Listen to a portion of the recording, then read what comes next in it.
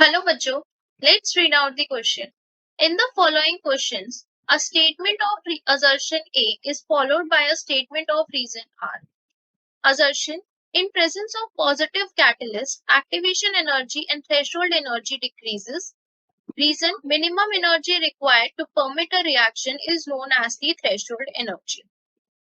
आपको क्वेश्चन बोला हुआ है कि असर्शन और रीजन गिवन है, ये बताना है कि क्या असर्शन और रीजन दोनों करेक्ट है। अगर करेक्ट है तो क्या वो करेक्ट एक्सप्लेनेशन दे रहा है रीजन असर्शन का या नहीं दे रहा, और अगर इनकरेक्ट है तो वो चीज बतानी। तो अब आप देखिए, हमें इसमें जो हम की कॉन्सेप्ट यूज करेंगे वो यूज करेंगे कैटलिस्ट का, कि कैटलिस्ट होते क्या है।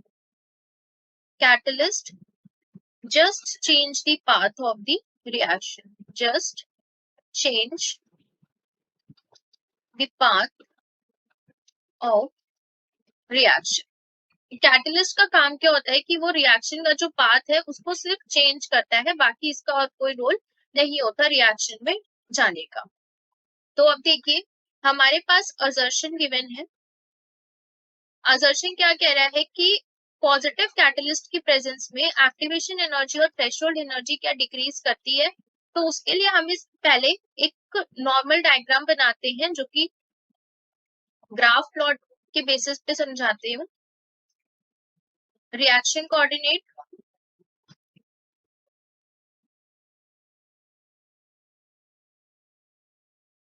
and here is potential energy.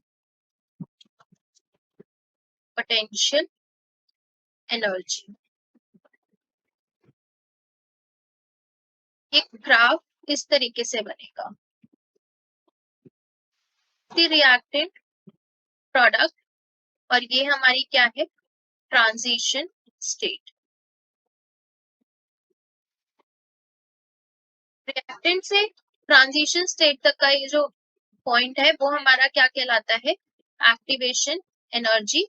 और ट्रांजिशन स्टेट से प्रोडक्ट तक का जो डिस्टेंस होता है वो हमारा क्या कहलाता है, थ्रेशोल्ड एनर्जी, जिसको हम कैपिटल ई टी एच से डिनोट करते हैं। यहाँ पे लिख देती हूँ थ्रेशोल्ड एनर्जी, जिसको हम कैपिटल ई टी एच से डिनोट करते हैं। अब कोई भी रिएक्शन जो है, ये जो हमारी रिएक्शन प्रोसीड हुई, इसके अंदर कोई भी कैटलिस्ट इन्वॉल्व नहीं था। जब मैंने इस रिएक्शन के अंदर क्या डाला, कैटलिस्ट डाला, जब मैंने इसमें कैटलिस्ट डाला तो रिएक्शन इस तरीके से हो गई हमारी। Reaction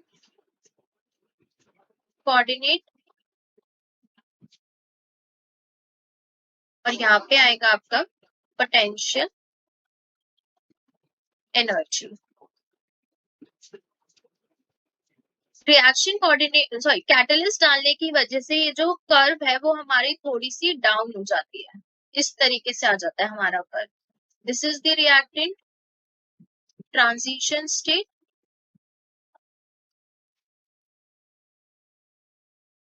this one is product.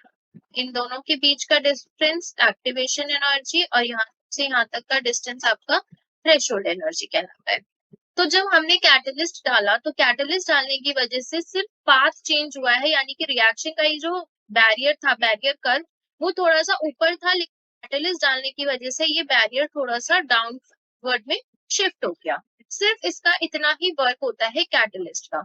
तो बेसिकली क्या हो रहा है कि जब हम कैटलिस्ट ऐड कर रहे हैं, तो आप देखिए यहाँ पे एक्टिवेशन एनर्जी ज्यादा थी, लेकिन कैटलिस्ट डालने की वजह से एक्टिवेशन एनर्जी कम हो गई। एक्टिवेशन एनर्जी कम हुई तो थ्रेशोल्ड एनर्जी भी हमारी क्या हो गई, कम हो गई, क्योंकि ट्रांजिशन स्टेट से प्रोडक्ट तक का जो डिस्टेंस था हमारा वो भी क्या हो गया, हमारा कम हो गया। और same as it is transition state से रिएक्टेंट का डिस्टेंस भी हमारा कम हो गया as compare to normal reaction जो हमारी विदाउट कैटलिस्ट फॉर्म होती। तो हमारा असर्शन यही बोल रहा है कि पॉजिटिव कैटलिस्ट की प्रेजेंस में क्या एक्टिवेशन एनर्जी और थ्रेशोल्ड एनर्जी डिक्रीज करती है। Yes, it will decreases. तो असर्शन जो है वो हमारा क्या है, करेक्ट है। असर्शन इज करेक्ट, क्योंकि एक्टिवेशन एनर्जी और थ्रेशोल्ड दोनों ही हमारी डिक्रीज कर रही है कैटलिस्ट डालने की वजह से। रीजन हमारा बोल रहा है कि minimum energy required to permit a reaction is known as threshold energy. Reason हमारा करेक्ट है। थ्रेशोल्ड एनर्जी की डेफिनेशन दे रखी है। थ्रेशोल्ड एनर्जी यही होती है कि हमें रिएक्शन को परमिट कराने के लिए स्मॉल अमाउंट ऑफ एनर्जी की रिक्वायरमेंट होती है, जो हमारी क्या कहलाती है, थ्रेशोल्ड एनर्जी कहलाती है। So reason is also correct, reason is correct. लेकिन जो यहाँ पे रीजन है दर्शन की करेक्ट स्टेटमेंट नहीं, तो आपका जो ऑप्शन रहेगा वो रहेगा option number 2। Answer for this question is option 2 is the correct answer. That is, if both assertion and reason are true, but the reason is not the correct explanation of the assertion, then mark 2. So this is the answer for this question. Hopefully you will understood it well. Best of luck.